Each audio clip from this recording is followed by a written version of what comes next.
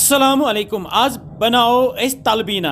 तलबीना अकि किस्मच फीरिन आसान यस जन विश्कि बनावन यस जन अंग्रेजी पे बार्ले वनान। यह तलबीना सारनी दवा चाहे सो लकुट या बोड़ आस।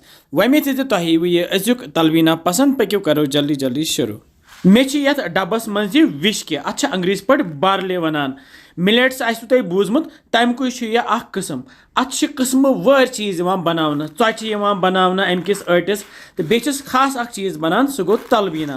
तलबीना अकि किस्म फीरिन आसान यस जन अथ बनावान। यह तलबीना फीरिन सन टठ नबी हजरत मोहम्मद सल्लल्लाहु अलैहि वसल्लम शौक सान खेवान तो यह तलबीना तम खजरन सत बनावान।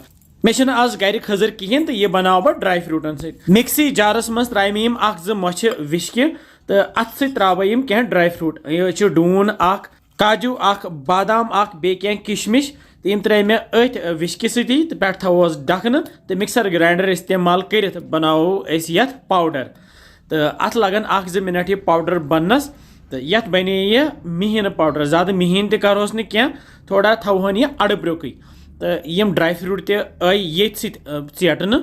यह पाउडर करो यथ शीशु बोतल मज जमा तो येम सात तलबीना फीरिन बनावन तो कड़ो चमचा चमचा तो त्रो ददस सत खेमहन।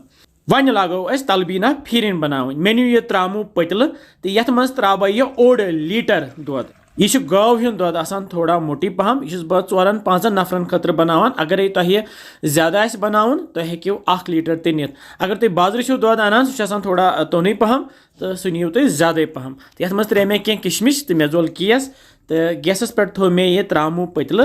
दूध बानस थोड़ा सा दूध कतर अत त्रो मे आब कतरा तूर तो दिमोस वन खलन खलन तथ रोजो लगातार खलन खलन दिन तल थो गोनथ गैस फुल पत ये बास कि ग्रेख आये तो थो गैस लोत।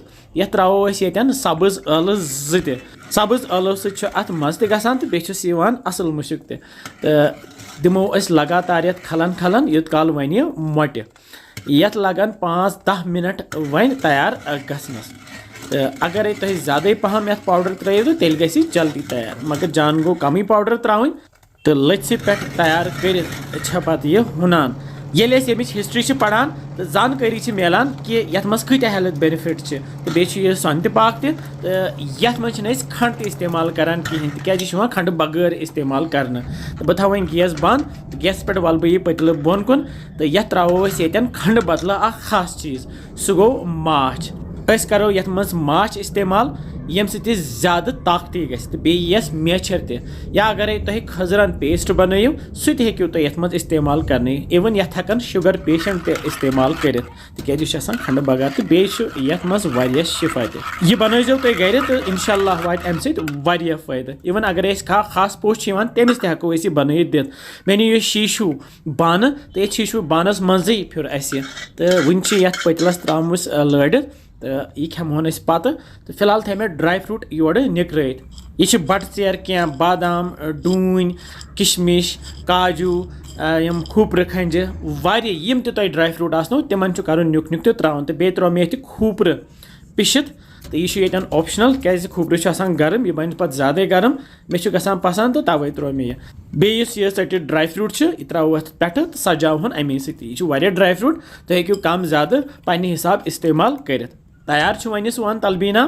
कमेंट सेक्शनस मज जरूर लेखान कि कत पे तुम वुचान तिज तुंद प्यार तो यम रेसिपी सानि शेयर करान या पसंद करान तो दिल गसान सठा खुश तो ये कवल मज कड़ बह 1-2 चमचे तिज खेमोन फिलहाल गर्म तो हन हेको पे बचे थत या फ्रिजस मज थत पे प्यूता प्यूता खेत तो करो बिस्मिल्लाह वो क्युत गोमुत यह मज़ेदार तो वो यह मज़ेदार तो बे ताकती तो बनयु गर पे दिव पन्न बचन तन बड़ खेव वंद वोल तक वंदस मज वयवन आसान तो इंशाल्लाह समको बे जल्दी तुम थो पन ख्याल बिहु रबस हवाल। अस्सलामु अलैकुम।